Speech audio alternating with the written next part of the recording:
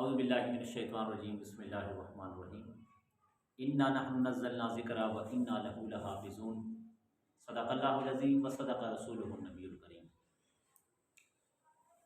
یہ سویڈن میں جو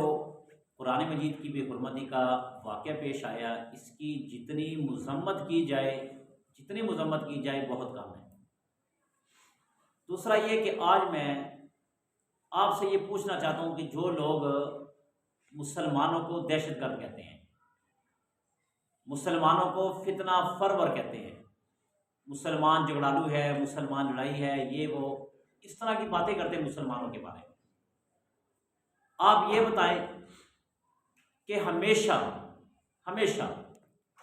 ہمارے دل کے سب سے زیادہ قریب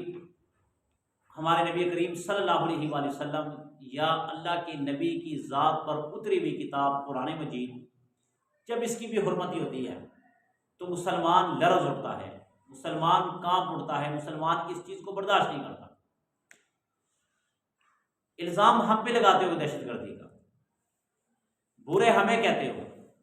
اور کرتے آپ ہو۔ مثال ہوگی جناب کہ گاؤں میں چوری ہوئی تو سارے کہہ رہے جی چور کو پکڑو، چور کو پکڑو، جو چور تھا وہ بھی بیچ میں شامل ہو، وہ بھی کہہ رہا تھا چور کو پکڑو جس نے چوری کی تھی۔ یہی مثال آپ لوگوں کی ہے کہ ہمیں دہشت گرد کہتے ہو اور خود دہشت گردی کرتے ہو۔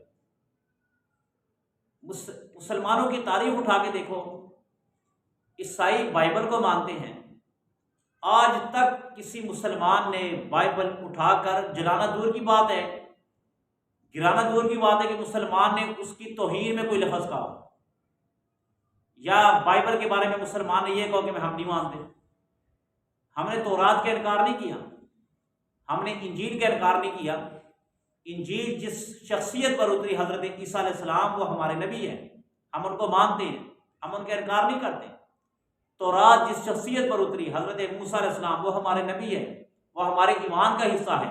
ہم نے کبھی ان کی شان میں توہین نہیں کی، ہم نے کبھی ان کی کتاب کی توہین نہیں کی اور نہ ہم کبھی کریں گے، اس لیے کہ مسلمان اس کی توہین کرنا کفر سمجھتا ہے۔ اور پھر آپ مسلمانوں کو بار بار اذیت دیتے ہیں، مسلمانوں کو بار بار تکلیف دیتے ہیں، کبھی ان کی نبی کی شان میں گستاخی کر کے،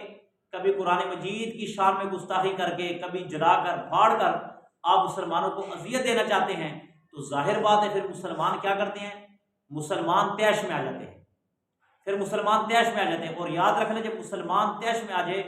تو اس کو ٹھنڈا کرنا بڑا مشکل ہے، اس لیے کہ مسلم جو ہے اپنے والدین کی، اپنے بھائیوں کی، اپنے رشتہ داروں کے بارے میں، اپنے ذات کے بارے میں توہین امیز الفاظ برداشت کر سکتا ہے، مگر پیارے حبیب صلی اللہ علیہ وآلہ وسلم کے بارے میں کبھی بھی یہ لفظ برداشت نہیں کرتا مسلمان۔ بالخصوص آج کی اس ویڈیو کی وساطت سے میں مسلم حکمرانوں سے اپیل کرتا ہوں کہ وہ ان لوگوں کا بائیکاٹ کریں، اور عالمی سطح پر، سرکاری سطح پر ان لوگوں کا بائیکاٹ کیا جائے۔ ان کو بتا دینا چاہیے کہ کرسی عزیز نہیں ہے، نبی پاک صلی اللہ علیہ وآلہ وسلم کی عزت و عظمت عزیز ہے ہمیں۔ اگر ہمارا سفیر وہاں پہ ہے تو اس سفیر کو بلایا جائے، اور اگر ان کا سفیر یہاں پہ ہے تو اس سفیر کو بھیجا جائے، اور سرکاری سطح پر جواب دیا جائے کہ جناب جو ملک،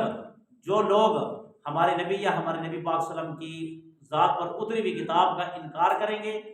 یا ان کی شان میں گستاخی کریں گے، یا بے ادبی کریں گے، ان لوگوں سے ہمارا کوئی لینا دینا نہیں، ان لوگوں سے ہمارا بائیکاٹ ہے۔ یقین مانے جب سرکاری سطح پر ان کو جواب جائے گا تو ان کو لگ پتہ جائے گا، یہ کبھی دوبارہ ایسا کام نہیں کریں گے۔ اللہ سے دعا ہے کہ اللہ تعالیٰ ہمیں قرآن کی عزت و عظمت سمجھنے کی توفیق عطا فرمائے۔ آمین۔